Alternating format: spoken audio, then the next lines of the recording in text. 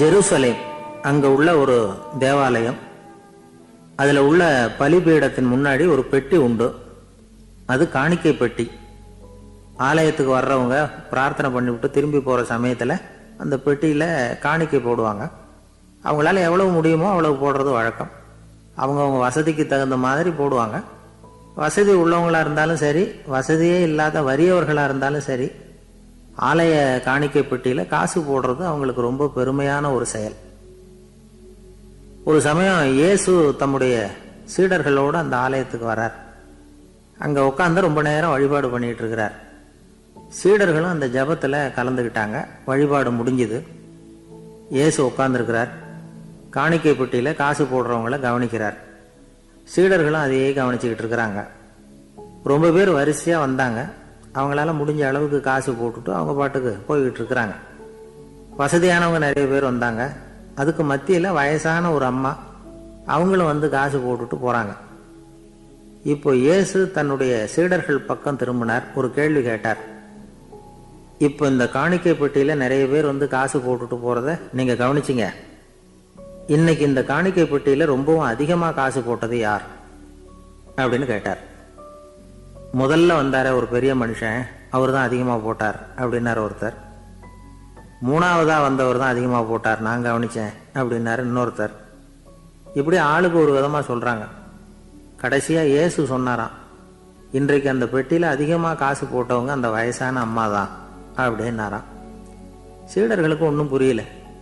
அந்த அம்மா ரொம்ப ஏழையாச்சே, அவங்க எப்படி அதிகமா காணிக்கை செலுத்த முடியும் அப்படிங்கிறது அவங்க சந்தேகம். இயேசு விளக்குனார்.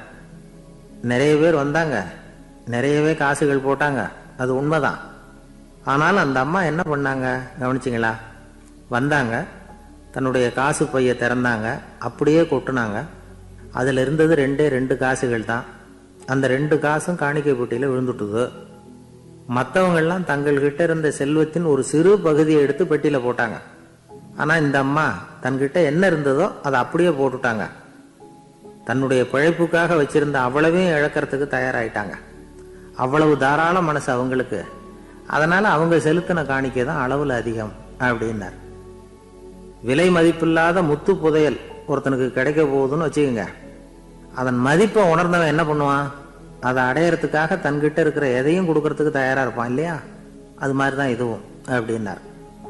உலக மதிப்பீடுகளை துரும்பா தூசியா மதிச்சு அதையெல்லாம் உதறி விடுகிறவன் இறையருள் அப்படிங்கிற இணையில்லாத செல்வத்தை பெறுகிறான் அப்படிங்கிறது இதுல உள்ள கருத்து.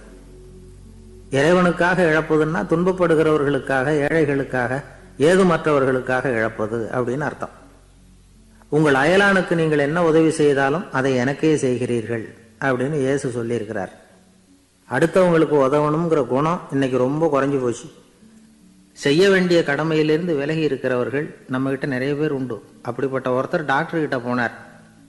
டாக்டர், நான் ஒரு கவர்மெண்ட் ஆபீஸ்ல வேலை பார்க்குறேன், எனக்கு ஒரே அசதியா இருக்கு, என்னை சோதிச்சு பாருங்க, ஆலோசனை சொல்லுங்க ஏதாவதுன்னார். டாக்டர் அவரை பரிசோதனை பண்ணி பார்த்துட்டு சொன்னார், இதோ பாரு, உனக்கு இப்போ தேவைப்படுறது முழு ஓய்வு. நீ எவ்வளவு சீக்கிரமா ஆபீஸுக்கு போறியோ அவ்வளவுக்கு உனக்கு நல்லது அப்படின்னாராம். எனக்கு தெரிஞ்ச ஒருத்தர் இருக்கார். அவரு ஒரு பெரிய காவல்துறை அதிகாரி, ரொம்ப கண்டிப்பானவர். அவரை கண்டாவே எல்லாரும் பயப்படுவாங்க. அப்படிப்பட்டவர் வீட்டுக்கு போனா அப்படியே அடியோட மாறிடுவார். அங்க போய் பாத்தீங்கன்னா குழந்தைகளோட குழந்தையா அவர் விளையாடிட்டு இருப்பார். அலுவலக சமயத்துல பாத்தீங்கன்னா குதிரை முதுகுல அவர் உட்கார்ந்துருப்பார். வீட்டுல பாத்தீங்கன்னா அவர் முதுகுல குழந்தை உட்காந்துருக்கும். அவரு குதிரை மாதிரி போயிட்டு இருப்பார். இது எப்படிங்க முடியுது உங்களால அப்படின்னு கேட்டாங்க. அது ஒண்ணும் இல்ல, இங்க வீட்டுக்கு வந்த உடனே என்னோட மனசை தனியா எடுத்து வச்சிருவேன் அப்படின்னார். அது என்னங்க உங்க சட்டப்பையிலையா இருக்குது மனசு, அது தனியா எடுத்து வைக்கிறதுக்கு அப்படின்னு கேட்டாங்க. அப்படி இல்லைங்க, இது ஒரு பயிற்சி, மனப்பயிற்சி, அவ்வளவுதான் அப்படின்னார். இப்படி சமயம் பார்த்து மனசை தனியா வச்சுட தெரிஞ்சவங்க வாழ்க்கையில எப்பவும் உற்சாகமா இருப்பாங்க அப்படிங்கிறது பெரியவங்க கருத்து. ஒரு டாக்டர் ஆஸ்பத்திரியில் இருக்கிற வரைக்கும் டாக்டரா இருக்கலாம். அவர் மனைவிகிட்டையும் அவர் டாக்டரா இருக்க வேண்டிய அவசியம் இல்லை. ஒரு வக்கீல் வந்து கோர்ட்ல இருக்கிற வரைக்கும் வக்கீலா இருக்கலாம். வீட்டுக்கு வந்ததுக்கு அப்புறமும் வக்கீலா இருக்க வேண்டிய அவசியம் கிடையாது. வீட்டில் வந்து குழந்தைகள்கிட்ட விளையாடும் பொழுதும் அதுகள்கிட்ட ஃபீஸு கேட்டுக்கிட்டு இருக்கக்கூடாது. நாம் எப்படி இருக்கணும்னு பெரியவங்க சொல்கிறாங்கன்னா, மனசோட சேரப்படாதான், அப்படி சேராமல் வாழ்க்கையை கவனிக்கணுமா. மனசை அப்படியே தனியாக எடுத்து பக்கத்தில் வச்சுடணும். அப்படின்னா அதை அப்படியே தூக்கி எறிஞ்சுடு அப்படின்னு அர்த்தம் இல்லை. ஏன்னா மனசுங்கிறது நமக்கு உபயோகப்படக்கூடிய ஒன்று தான். எப்போ எப்போ அது தேவையோ அப்பப்போ எடுத்து உபயோகப்படுத்திக்கணும். தேவைப்படுறப்போ எடுத்து கண்ணாடியை மாட்டிக்கிறோம்ல, படிக்கும் பொழுது கண்ணாடி தேவைப்படுது எடுத்து மாட்டிக்கிறோம் இல்லையா, அது மாதிரி கணக்கு போடுறதுக்கு மனசு தேவை. கடைக்கு போய் ஒரு பொருள் வாங்குகிறோம், காசு கொடுக்குறோம், மீதி சில்லறை சரியாக இருக்கா அப்படின்னு எண்ணி பார்த்து வாங்க வேண்டியிருக்கு. அந்த சமயத்தில் மனசை எடுத்து தனியாக வச்சுட்டேன் அப்படின்னு சொல்லிட்டு இருக்கக்கூடாது. பரீட்சைக்கு படிக்க வேண்டியிருக்குது, படித்ததையெல்லாம் அப்படியே நினைவில் வச்சுக்க வேண்டியிருக்கு. அந்த சமயத்தில் மனசை தூக்கி எறிஞ்சுட்டேன் சார் அப்படின்னு சொல்லிட்டு இருக்கக்கூடாது. அப்படி சொன்னால் பரீட்சை நம்மளை தூக்கி எறிஞ்சிடும். அதனால் தேவைப்படுறப்போ மனசை உபயோகப்படுத்தணும், தேவையில்லாதப்போ அதை தனியாக ஓய்வு எடுத்துக்க விட்டுடணும். இப்படி நாம் பழக்கப்படுத்திக்கிட்டா வாழ்க்கைங்கிறது நமக்கு புதுசாக தெரியுமா. மனசுக்கும் ஒரு சக்தி கிடைக்கும். எந்திரங்களுக்கு ஓய்வு கொடுக்குற மாதிரி மனசுக்கும் ஓய்வு கொடுக்கணும், இல்லைன்னா அது களைச்சி போயிடும். குழந்தைகள் மனசை சுமந்துக்கிட்டு இருக்கிறது இல்லை. இது முதியவர்கள் குழந்தைகள்கிட்டே இருந்து கற்றுக்க வேண்டிய ஒரு பாடம். ஆனாலும் இந்த கால குழந்தைகள்கிட்ட ரொம்ப எச்சரிக்கையாக இருக்க வேண்டியிருக்கு. ஒரு தாத்தாவும் பேரனும் விளையாடிக்கிட்டு இருக்கிறாங்க. தாத்தா எனக்கு சைக்கிள் ஓட்ட கற்றுக் கொடு அப்படிங்கிறான் பேரன். சைக்கிள் உயரம் கூட இல்லை, அதுக்குள்ளே சைக்கிள் ஓட்டணுமா அப்படின்னார் தாத்தா. ஏன் தாத்தா, ரயில் ஓட்டுறாரே அவர் என்ன ரயில் நீளமாக இருக்கார் அப்படின்னு கேட்டானா அந்த பையன். ஒரு நல்ல நகைச்சுவை எப்படி இருக்கணும், இதுக்கு ஒவ்வொருத்தர் ஒவ்வொரு மாதிரியான விளக்கத்தை கொடுத்துருக்குறாங்க. ஆனால் கலைவாணர் NS கிருஷ்ணன் கொடுக்குற விளக்கம் என்ன தெரியுமா? நகைச்சுவைங்கிறது அடுத்தவங்களுக்கு துன்பம் கொடுக்காம இருக்கணும், அடுத்தவங்க மனசை புண்படுத்தக்கூடாது, அதுதான் சிறந்த நகைச்சுவை அப்படிங்கிறார். அதுக்கு அவர் உதாரணமும் கொடுக்குறார். ஒரு ஏரி ஓரமாக 2 பசங்க நடந்து போய்கிட்டு இருக்கிறாங்க. அதில் ஒருத்தன் பணக்கார வீட்டு பையன், இன்னொருத்தன் ஏழை. இவங்க 2 பேரும் போய்கிட்டு இருக்கிறாங்க. வழியில் ஒரு இடத்துல ஒரு ஜோடி செருப்பு இவங்க கண்ணில் படுது.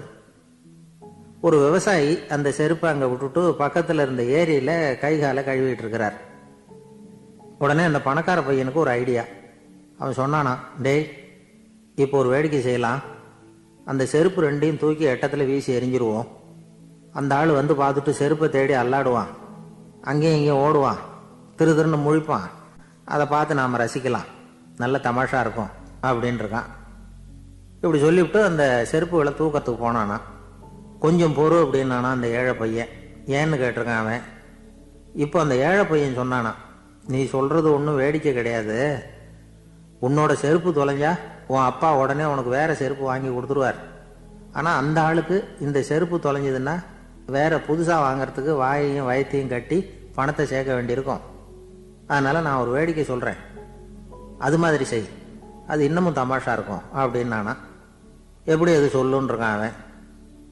செருப்பு 2ம் அது இருக்கிற இடத்துலயே இருக்கட்டும், உன் சட்டப்பையிலிருந்து ஒரே ஒரு ரூபாய் நாணயத்தை எடு, அதை அந்த செருப்பு மேலே அதோட குதிகால் பகுதியில் வச்சுட்டு நாம் 2 பேரும் அந்த மரத்துக்கு பின்னாடி ஓடி போய் மறைஞ்சு நின்றுக்குவோம், அப்புறம் பாரு வேடிக்கையே அப்படின்னா. அதே மாதிரி ரூபா காசு செருப்பு மேலே வச்சுட்டு இவங்க 2 பேரும் மறைஞ்சு நின்றுக்கிட்டாங்க. கொஞ்ச நேரத்தில் அந்த விவசாயி வந்தார். காலில் உள்ள மண்ணை தட்டிவிட்டு செருப்பை மாட்டுறதுக்காக போனார். அங்கிருந்த காசு கண்ணில் போட்டுவிட்டது. அவருக்கு ஆச்சரியமாக போச்சு. அதை கையில் எடுத்து பார்க்குறார். 4 பக்கமும் திரும்பி திரும்பி பார்க்குறார், யார் இதை வச்சிருப்பான்னு. கடைசியில் ஆகாயத்தை பார்க்குறார். ஆண்டவா, இது உன்னோட கருணை தான், நீ தான் யாரோ புண்ணியவான் மனசில் தர்மம் பண்ணுற எண்ணத்தை உண்டாக்கி இருக்கிற, அந்த புண்ணியவான் நல்லா இருக்கணும் அப்படின்னு வாழ்த்தி அந்த காசை கண்ணில் ஊற்றிக்கிட்டாராம். மறைஞ்சிருந்து பார்த்துக்கிட்டு இருந்த ஏழை பையன் இப்படி சொன்னான், பாத்தியா, உன்னை புண்ணியவான்னு வாழ்த்திவிட்டு போகிறார் அந்த ஆள், அவருக்கும் சந்தோஷம், அதை பார்த்து நமக்கும் சந்தோஷம். உனக்கு ரூபாங்கிறது ஒரு பெரிய விஷயம் இல்லை, ஆனால் அதனால் நமக்கு கிடைச்சிருக்கிற மகிழ்ச்சி ரொம்ப உயர்வானது அப்படின்னு நானும்.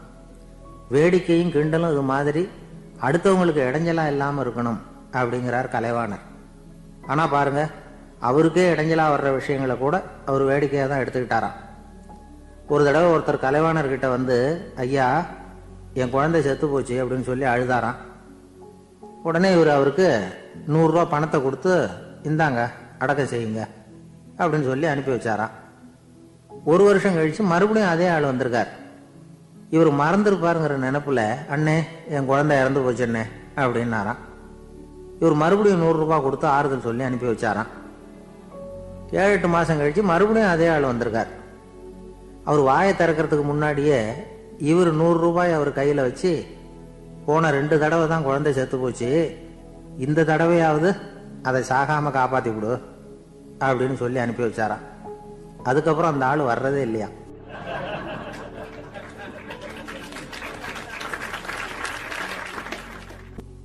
ஒரு நாள் ஒரு நண்பரை சந்தித்தேன். உங்கள் வீடு எதுன்னு உங்களுக்கு தெரியுமா சார்ன்னு. அவர் என்னை ஒரு மாதிரியாக பார்த்தார். அப்புறம் சொன்னார், தெரியும் அப்படின்னாரு. சரி, உங்கள் தொலைபேசி எண் உங்களுக்கு தெரியுமான்னு. அதுவும் தெரியும்னார். உங்கள் மனைவி மக்கள் யார் யாருன்னு உங்களுக்கு தெரியுமான்னு கேட்டேன். என்ன ஒரு மாதிரியாக பார்த்தார். அப்புறம் சொன்னார், அதுவும் தெரியும் சார் அப்படின்னார். சரி, நீங்கள் யாருன்னு உங்களுக்கு தெரியுமான்னு கேட்டேன். இப்போ தான் அவர் முழிக்க ஆரம்பித்தார். அவர் மட்டும் அப்படி இல்லை, நாம் எல்லாருமே அப்படி தான். எதிரில் நிற்கிறது யாருங்கிறது தெரியும், நாம் யாருன்னு நமக்கு தெரியாது. உண்மையிலேயே நாம் யார்? இந்த கேள்விக்கான பதிலை தான் வாழ்க்கை பூரா நாம் தேடிட்டு இருக்கிறோம். புத்தர் என்ன சொல்கிறார் தெரியுமா? நீங்கள் கடவுளை பற்றி கவலைப்பட தேவையில்லை, உங்களை பற்றின கவலை உங்களுக்கு இருந்தால் போதும் அப்படிங்கிறார்.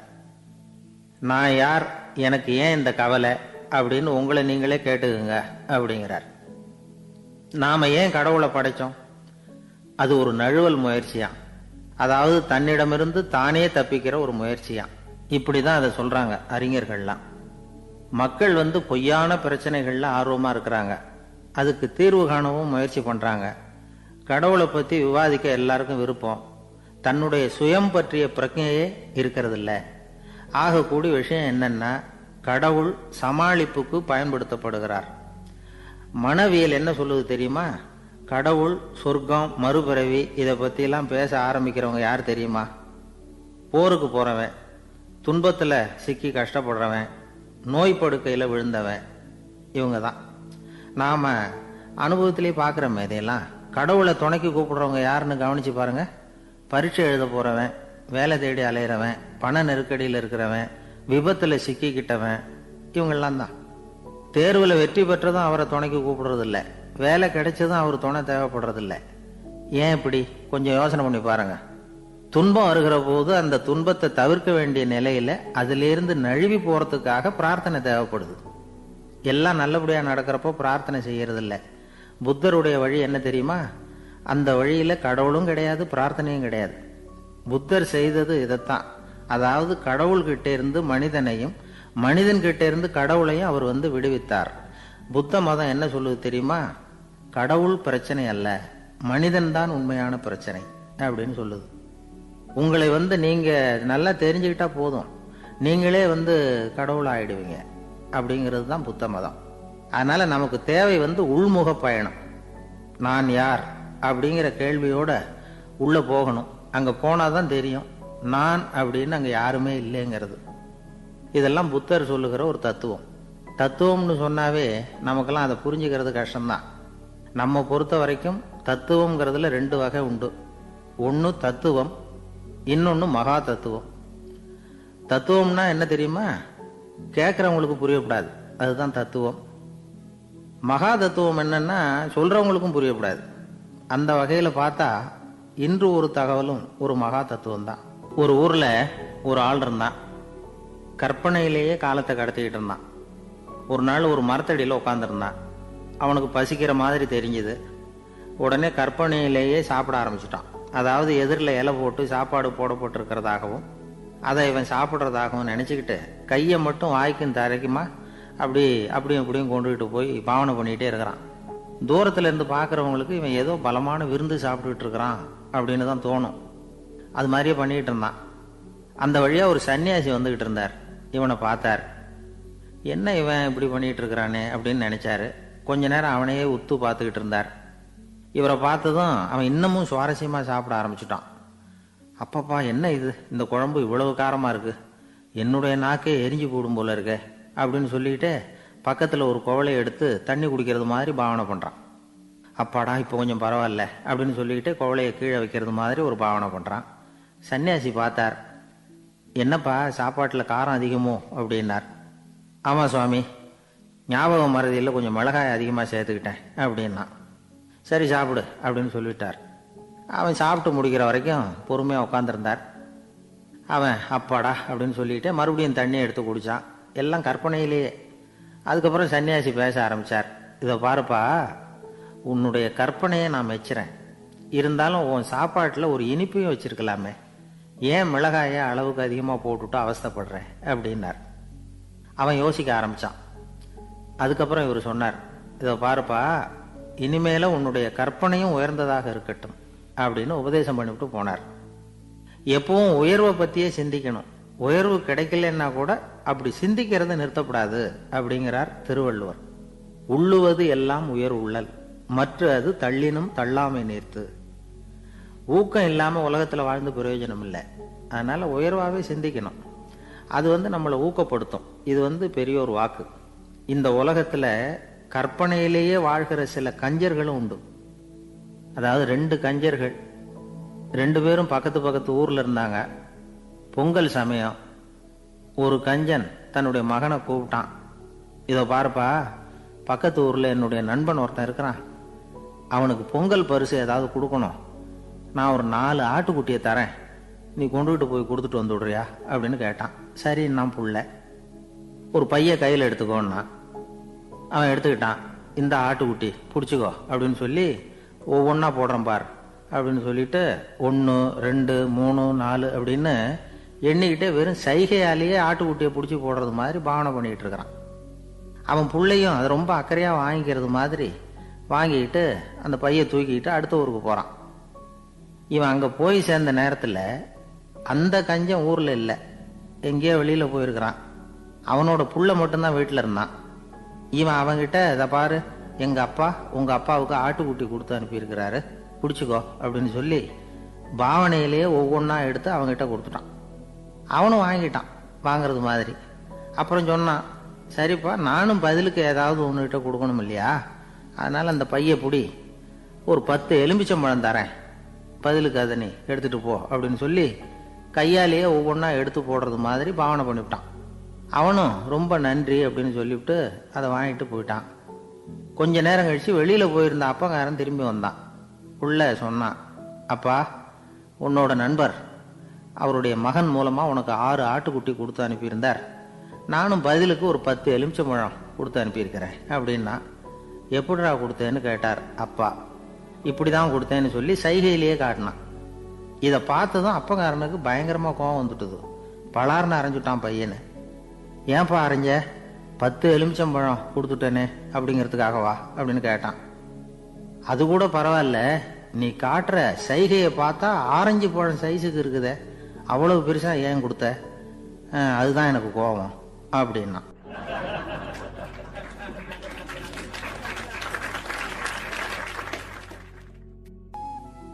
ஒரு ஆள் இருந்தார்.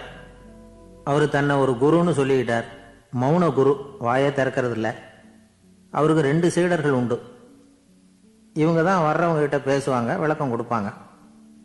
ஒரு நாள் இந்த சீடர்கள் 2 பேரும் எங்கேயோ வெளியில போயிட்டாங்க. அந்த நேரம் பார்த்து ஒருத்தர் அங்க வந்தார். குரு கிட்ட போனார். குருவே, புத்தர்னா என்ன அப்படின்னு கேட்டார். குருவுக்கு ஒன்றும் புரியல. அவர் உண்மையான குருவா இருந்தாவில புரியும். திருன்னு முழிக்க ஆரம்பிச்சார். இந்த நேரம் பார்த்து இந்த சீடர்களும் எங்கேயோ போயிட்டாங்களே, என்ன பண்றது, உதவிக்கு யாராவது கிடைக்க மாட்டாங்களா அப்படின்னு அப்படியே சுற்றும் முற்றும் பார்த்தார். வந்தவர் இதை கவனிச்சார். ஏதோ புரிஞ்சுக்கிட்டவர் மாதிரி அடுத்த கேள்வியை கேட்டார். தர்மம்னா என்ன சுவாமி அப்படின்னார். குருவுக்கு ரொம்ப சங்கடமா போச்சு. நம்ம நிலைமை இப்படி ஆயிட்டுதே, இக்கட்டில் விட்டுட்டு போயிட்டாங்களே, எங்கேயோ இப்படி மாட்டிக்கிட்டோமே அப்படின்னு சொல்லி விட்டத்தை பார்த்தாராம். அப்புறம் குனிஞ்சு தரைய பார்த்தார். அப்படியே உட்காந்துட்டார். வந்தவர் உடனே அடுத்த கேள்விக்கு போயிட்டாராம். தியானம்னா என்ன சுவாமின்னாராம். பாவம் என்ன பண்ணுவார் அந்த குரு, பேசாம கண்ணை கெட்டியா மூடிக்கிட்டார். இது ஏதடா வம்பா போச்சுன்னு. இவர் இப்படி பண்ணா கூட வந்தவர் சளைக்கல. இன்னொரு கேள்வியும் கேட்டார். ஆசீர்வாதம்னா என்னன்னாராம். இவர் பார்த்தார், இப்படியே போனா இவர் கேள்வி கேட்கறத நிறுத்த மாட்டார்னு நினைச்சுக்கிட்டு எனக்கு ஒண்ணுமே தெரியாதுங்கிற பாவனையில 2 கையையும் விரிச்சு காட்டினாராம். வந்தவர் முகத்துல மகிழ்ச்சி, மன நிறைவு, ஏதோ எல்லாம் புரிஞ்சுக்கிட்ட ஒரு மாதிரி அங்கிருந்து புறப்பட்டு போனார். வழியில அந்த குருவோட சீடர்கள் 2 பேரையும் சந்திச்சார். உங்க குருவை நாங்க பார்த்துட்டு வரோம், அப்படின்னாராம். இவர் என்ன நடந்ததுன்னு கேட்டிருக்காங்க அவங்க. இவர் விவரமாக சொன்னாராம். உங்கள் குரு எப்பேற்பட்ட ஞானி தெரியுமா? புத்தர்னா என்னன்னு கேட்டேன். அதுக்கு அவர் அப்படியும் இப்படியும் பார்த்தார். அதுக்கு என்ன அர்த்தம் தெரியுமா? மக்கள் புத்தரை அங்கேயும் இங்கேயும் தேடுறாங்க, உண்மையில் அவர் அங்கேயும் இங்கேயும் தேடி கண்டுபிடிக்க முடியாது அப்படிங்கிறத அவர் செய்கை மூலமாக உணர்த்தினார். அதுக்கப்புறம் தர்மம்னா என்னன்னு கேட்டேன். ஒரு மேலையும் கீழையும் பார்த்து தர்மம் சமமானது, அதில் உயர்வு தாழ்வு இல்லை அப்படிங்கிறத உணர்த்தினார். அதுக்கப்புறம் தியானம்னா என்னன்னு கேட்டேன். கண்ணை மூடிக்கிட்டார். கண்ணை மூடி காணும் அற்புதம் அதுங்கிறத புரிஞ்சுக்கிட்டேன். கடைசியாக ஆசீர்வதிக்கப்படுறது பற்றி கேட்டேன். கைகளை நீட்டி உதவுறது தான் அது அப்படிங்கிறத 2 கையையும் விரித்து உணர்த்தினார். எவ்வளோ பெரிய மகான் அவர் அப்படின்னு சொல்லிவிட்டு அவர் பாட்டுக்கு போயிட்டார். சீடர்கள் அதுக்கப்புறம் மெதுவாக குருக்கிட்ட வந்து சேர்ந்தாங்களாம். அவங்கள பார்த்ததும் குருவுக்கு கோபம் வந்துட்டுது. அடே பாவிகளா, எங்கடா போய் தொலைஞ்சிங்க? நான் ஒரு ஆளுகிட்ட மாட்டிக்கிட்டு என்ன பாடுபட்டிருக்கேன் தெரியுமா அப்படின்னாராம். இது மாதிரி தான் நாம் சாதாரண மனிதர்களின் புற வேடங்களில் மயங்கி போயிடுறோம். அவங்க பேச்சு, செய்கை, பார்வை இதில் எல்லாம் ஏதோ பெரிய தத்துவம் இருக்கிறதாக நினச்சிக்கிறோம். உண்மையிலேயே அந்த தத்துவங்கள் யாருக்கு சொந்தம்? அவங்களுக்கு இல்லை, நமக்கு தான் சொந்தம். நாம தானே அதை கற்பிச்சுக்கிட்டோம். நம்மை நாம அடையாளம் கண்டுக்கிறது இல்லை, நாம் யாருங்கிறது நமக்கு புரியறதில்லை. அதுதான் இன்னைக்கு நடக்கிறது. அதனால தான் அடுத்தவங்களை தேடி ஓடிக்கிட்டு இருக்கிறோம். சில வீடுகளில் கூட இது மாதிரி சைகைகள் உண்டு. சில குடும்ப தலைவர்கள் தினமும் காலையில் கண்ணை கெட்டியாக மூடிக்கிட்டு கை 2யும் சுத்தமாக விரித்து வச்சுக்கிட்டு உட்காந்து தியானம் பண்ணுறது வழக்கம். எதுக்காக அப்படி பண்ணுறீங்கன்னு ஒருத்தரை பார்த்து கேட்டேன். இந்த மாதம் வாங்கின சம்பளம் பூரா தீர்ந்து போச்சு, இனிமேல் என் கையில் சுத்தமாக ஒன்றும் இல்லை, புதுசாக எதுவும் செலவு வச்சுடாத அப்படிங்கிறத அப்படி உள்ளங்கை 2யும் விரித்து காட்டி அவங்களுக்கு உணர்த்துறேன், அவ்வளவுதான் அப்படின்னார். ஒரு பெரிய நினைவு மண்டபம். அதுக்கு முன்னாடி ஒரு அப்பாவும் பிள்ளையும் நின்றுக்கிட்டு இருக்கிறாங்க. அந்த வழியாக போகிறவங்க வர்றவங்கெல்லாம் அந்த இடத்துல நின்று அது என்ன மண்டபம் அப்படின்னு விசாரிக்க ஆரம்பித்தாங்க. அந்த அப்பாவும் பிள்ளையும் தான் வர்றவங்களுக்கெல்லாம் விவரம் சொல்லிகிட்டு இருக்கிறாங்க. அதாவது இந்த இடத்துல ஒரு பெரிய மகான் சமாதி ஆயிருக்கார், அவர் சமாதியான இடத்துல இந்த நினைவு மண்டபத்தை கட்டியிருக்கிறோம் அப்படின்னாங்க. ஊர் பூரா இந்த செய்தி பரவிச்சு. நிறைய பேர் அந்த இடத்தை தேடி வர ஆரம்பித்தாங்க. இங்கே வந்து கொஞ்சம் நேரம் உட்காந்துட்டு போனால் மனசுக்கு ஒரு நிம்மதி கிடைக்கிது அப்படின்னாங்க. அங்கே இருந்த உண்டியலில் நிறைய காசு போட்டுட்டு போகிறாங்க. பணம் கிடுகிடுன்னு நிறைய சேர ஆரம்பிச்சுட்டுது. பணம் நிறைய சேர்ந்த உடனே அந்த அப்பாவுக்கும் பிள்ளைக்கும் தகராறு வந்துட்டுது. பணம் சேர்ந்தாலே சொத்து தகராறு வரத்தானே செய்யும், அது மாதிரி வந்துட்டுது. பையன் அடிக்கடி நிறைய பணம் கேட்க ஆரம்பித்தான். அப்பா பார்த்தார், யோசனை பண்ணார், ஒரு முடிவுக்கு வந்தார். ஒரு நாள் பையனை கூப்பிட்டார். இதை பாருப்பா, நமக்குள்ள தகராறு வேணாம். அப்பாவும் பிள்ளையும் இப்படி சண்டை போட்டுக்கிட்டா பார்க்குறவங்க தப்பாக நினைப்பாங்க. அதனால் நமக்குள்ள சமரசமாக இதை தீர்த்துக்குவோம், என்ன சொல்கிற அப்படின்னார் அப்பா. சரி நான் பையன். உடனே அந்த அப்பா என்ன பண்ணார் தெரியுமா? மகன்கிட்ட கொஞ்சம் பணத்தை கொடுத்தார். தன்கிட்ட இருந்த ஒரு கழுதையையும் கொடுத்தார். இதை வச்சு நீ பொழைச்சிக்கோ அப்படின்னு சொல்லி அனுப்பி வச்சுட்டார். மகன் அந்த கழுதையை இழுத்துக்கிட்டு அடுத்த ஊருக்கு போனான். வழியிலேயே அந்த கழுதை செத்து போச்சு. உடனே என்ன பண்ணலாம்னு யோசனை பண்ணான். ஒரு ஐடியா வந்தது. அந்த கழுதையை ஒரு சாலை ஓரமாக புதைச்சான். கையில் இருந்த பணத்தை வச்சு அந்த இடத்துல ஒரு கல் மண்டபம் கட்டினான். அந்த வழியாக 2 பேர் வந்தாங்க. இது என்ன மண்டபம்னு விசாரித்தாங்க. இந்த இடத்துல ஒரு பெரிய மகான் சமாதி ஆயிருக்கிறார் அப்படின்னா. இந்த செய்தி ஊர் பூரா பரவ ஆரம்பிச்சுட்டுது. நிறைய பேர் வந்து போக ஆரம்பித்தாங்க. இங்கே வந்தால் மனசுக்கு ஒரு பெரிய நிம்மதி கிடைக்குது அப்படின்னு வேற சொல்ல ஆரம்பித்தாங்க. வர வர கூட்டம் அதிகமாக வர ஆரம்பிச்சுட்டுது. உண்டியலில் பணம் நிறைய சேர்ந்துட்டுது. நகையெல்லாம் கூட கழட்டி காணிக்கையாக போட ஆரம்பிச்சுட்டாங்க. அப்பாவை விட மகன் பெரிய ஆளாயிட்டான். இதை கேள்விப்பட்டார் அப்பா. பையனை பார்த்துட்டு வரலாம்னு ஒரு நாள் புறப்பட்டு வந்தார். பையன் ஓஹோன்னு இருக்கிறான். பங்களா, காரு எல்லாம் வந்துட்டுது. எப்படிடா இந்த அளவுக்கு ஆனே அப்படின்னு விசாரிச்சார். அப்பா, எல்லாம் உங்கள் ஆசீர்வாதம் தான். நீங்கள் கொடுத்த மூலதனத்தை வச்சு தான் இவ்வளவும் சம்பாதிச்சேன் அப்படின்னு நான் பையன். அது எப்படிறான்னு விசாரித்தார். அப்பா, நீங்கள் ஒரு கழுதை குட்டியும் கொஞ்சம் பணமும் என்கிட்ட கொடுத்து அனுப்பி வச்சிங்க. அதை எடுத்துக்கிட்டு வந்தேன். வர்ற வழியில் அந்த கழுதை செத்து போச்சு. உடனே யோசனை பண்ணேன். அந்த கழுதையை இந்த இடத்துல புதைச்சேன். கையில் இருந்த பணத்தை வச்சு மண்டபம் கட்டினேன். மகான் ஒருத்தர் சமாதி ஆயிருக்கார் அப்படின்னு வதந்தியை கிளப்பி விட்டேன். ஜனங்கள்லாம் ஏமாந்து போய் காசை கொண்டாந்து போட ஆரம்பிச்சிட்டாங்க. நான் பொழைச்சிக்கிட்டு இருக்கிறேன் அப்படின்னா. இப்போதான்டா நீ என் புள்ள அப்படின்னு சொல்லி சந்தோஷப்பட்டாரான் அந்த அப்பா. ஏன் அப்படி சொல்கிறீங்கன்னு கேட்டிருக்கான் பையன். கழுதை குட்டியை புதைச்சி மண்டபம் கட்டியிருக்கிற நீ, ஏற்கனவே நம்ம ஊரில் நாம் கட்டியிருக்கிறோமே மண்டபம், அது இந்த கழுதையோட அம்மாவை புதைச்ச இடம். மகான் சமாதி ஆயிருக்காருன்னு நானும் சும்மா கப்ஸா தான் விட்டுக்கிட்டு இருக்கேன் அப்படின்னாராம் அப்பா. முட்டாள் ஜனங்களை நினைச்சு அந்த 2 பேரும் சத்தம் போட்டு சிரிச்சாங்களாம். மனுஷன் ஏமாத்துறது ரொம்ப சுலபம். என் கூட படிச்ச ஒருத்தன் திடீர்னு ஒரு நாள் எல்லாருக்கும் அருள் வாக்கு சொல்ல ஆரம்பிச்சுட்டான். அவன் ஒரு ஆபீஸ்லயும் வேலை பார்க்கறான். ஆபீஸில் உள்ளவங்கெல்லாம் அவங்ககிட்ட வந்து அருள் வாக்கு கேட்கறது வழக்கம். ஒரு நாள் நான் அவன் முன்னாடி போய் உட்காந்து பேசிக்கிட்டு இருந்தேன். அப்போ அதே ஆபீஸில் வேலை பார்க்குற ஒருத்தர் அவங்ககிட்ட வந்து, சுவாமி, என் மேஜையில் வச்சிருந்த பேனா திடீர்னு காணாமல் போட்டுது, அது திரும்ப கிடைக்குமா எனக்கு அப்படின்னு கேட்டார். இவன் கண்ணை உருட்டி பார்த்துட்டு, அது உனக்கு கிடைக்காது, புதுசாக வேற ஒன்று வாங்கிக்கப்போ அப்படின்னா. சரின்னு அவர் போயிட்டார். அவர் போனதுக்கப்புறம் நான் மெதுவாக இவனை பார்த்து, அது எப்படிறா அது உனக்கு கிடைக்காதுன்னு அவ்வளோ உறுதியாக அவர்கிட்ட சொன்னேன் அப்படின்னு கேட்டேன். இவன் மெதுவாக என் காதுகிட்ட வந்து, அந்த பேனாவை கிளப்புனதே நான் தான் அப்படிங்கிறான். இங்கே இருக்கிற எல்லோருக்கும் வணக்கம். நான் வந்து அதிகமாக இந்தியாவை விட்டு வெளிநாடு எதையும் இதுவரை பார்க்காதவன். இப்பொழுதுதான் சமீபத்தில் தான் முதல் தடவையாக உங்கள் ஊருக்கு வந்திருந்தேன், சில காலங்களுக்கு முன்னால். இப்பொழுது 2வது தடவையாக இங்கே வர்றேன். இது ரொம்ப மகிழ்ச்சிகரமான ஒரு நாள். மகிழ்ச்சிகரமான சூழ்நிலையில் உங்களை எல்லாம் சந்திக்கிறதுல எனக்கு ரொம்ப மகிழ்ச்சி. ஏன்னா தேசிய தின மகிழ்ச்சி கொண்டாட்டத்தில் நீங்கள் எல்லாம் கலந்து கொண்டிருக்கிறீர்கள். நேற்று நானும் அந்த தொலைக்காட்சியிலே அந்த அணிவகுப்பு எல்லாத்தையும் பார்த்தேன். எந்த அளவுக்கு ஒற்றுமையாக செயல்பட்டால் எதையும் வெல்லலாம் அப்படிங்கிறதுக்கு ஒரு உதாரணமாக இந்த நாட்டில் இருக்கிற நீங்கள் எல்லாம் உழைத்து கொண்டிருக்கிறீர்கள். அது எனக்கு ரொம்ப மகிழ்ச்சி. இப்படி ஒற்றுமையாக இருந்தால் எவ்வளோ பெரிய வியாதியை கூட விரட்டி போடலாம் அப்படிங்கிறது மாதிரி நிரூபித்திருக்கிறீர்கள். அதனால் உங்களெல்லாம் சந்திக்கிறதுல எனக்கு ரொம்ப மகிழ்ச்சி. எனக்கு இது மாதிரி இவ்வளவு பெரிய கூட்டத்தில் என்னோட வந்திருக்கிற பெரியவர்கள் பேசி பழக்கம். நான் வந்து அதிகமான கூட்டத்தில் பேசி பழக்கம் இல்லை.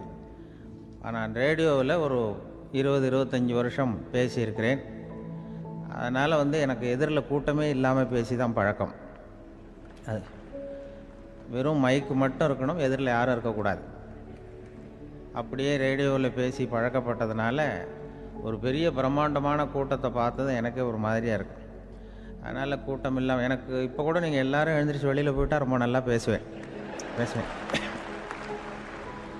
நீங்கள் வெளியில் இருந்துட்டு கேட்கணும், ஏன்னா அப்படியே பழகி போச்சு. இருந்தாலும் இதில் எனக்கு என்னென்னா, இப்போ தமிழ்நாட்டில் நான் பலதரப்பட்ட கூட்டத்தில் பேசி சமீப காலத்தில் பேசியிருக்கிறேன். இந்த எல்கேஜி யூகேஜி படிக்கிற குழந்தைகள் முன்னாடி என்ன பேச சொல்லுவாங்க, எல்கேஜி யூகேஜி அந்த குழந்தைகள். அப்போ நான் எப்போ முடிக்கணுங்கிறது எனக்கு தெரியும். ஏன்னா அதுக்கு ஒரு அறிகுறி. அந்த குழந்தை என்ன பண்ணணும்னா, வரிசையில் இருக்கிறது அப்படி தரையை கீறும். கேச்சுன்னா அது போதும் அப்படின்னா அதுக்கு முடிச்சுக்கோன்னு அர்த்தம். அதை பார்த்து தான் நான் முடிச்சுக்கிறது வழக்கம். கொஞ்சம் பெரிய ஹைஸ்கூல்னால் யாராவது பசங்க 2-3 பேர் கொட்டாவி விடுவாங்க, அதை பார்த்து அதை முடிச்சுக்கிறது வழக்கம். கல்லூரின்னா விசில் அடிப்பாங்க யாராவது 1-2 பேர். இப்படி எனக்கு பலதரப்பட்ட எப்போ முடிக்கணுங்கிறதுக்கு அப்படிலாம் அறிகுறி உண்டு. எனக்கு ரொம்ப பிடிச்சது என்னென்னா, இந்த முதியோர் இல்லங்கள் இருக்குது பாருங்கள். முதியோர் இல்லம், பென்ஷனர் அசோசியேஷன்லாம் இருக்குது தமிழ்நாட்டில். எல்லாம் 60-70 வயசுக்கு மேற்பட்டவர்கள். அவங்க கூட்டத்தில் பேசுகிறது தான் எனக்கு ரொம்ப பிடிக்கும். ஏன்னா நான் பாட்டுக்கு பேசிக்கிட்டே இருப்பேன், அவங்களும் அசையாமல் கேட்டுக்கிட்டு இருப்பாங்க. அதுக்கு என்ன காரணம்னா, காது கேட்காது. அது எனக்கு அப்புறம்தான் தெரியும். பேசி முடிச்சுட்டு இறங்கி போனால் அந்த பெஞ்சில் உட்காந்துருக்கிறவர் நாற்காலில், என்ன சார் முடிச்சுட்டிங்க போல் இருக்கு அப்படிம்பார். எப்படி சார் கண்டுபிடிச்சிங்க? அதான் இறங்கி வந்தீங்கல்ல அப்படிம்பார். அதனால் அது மாதிரி கூட்டத்தில் ஒன்றும் எனக்கு வந்து சுத்தமாக யாரும் இருக்கக்கூடாது எதிரில். இல்லைன்னா அந்த முதியோர் இல்லம் மாதிரி அப்படி காது கேட்காதவங்களாம் உட்காந்துருக்கணும். இங்கே அப்படி இல்லை, எல்லாம் ரொம்ப விழிப்போடு இருக்குங்க, காதை திறந்து வச்சுக்கிட்டு.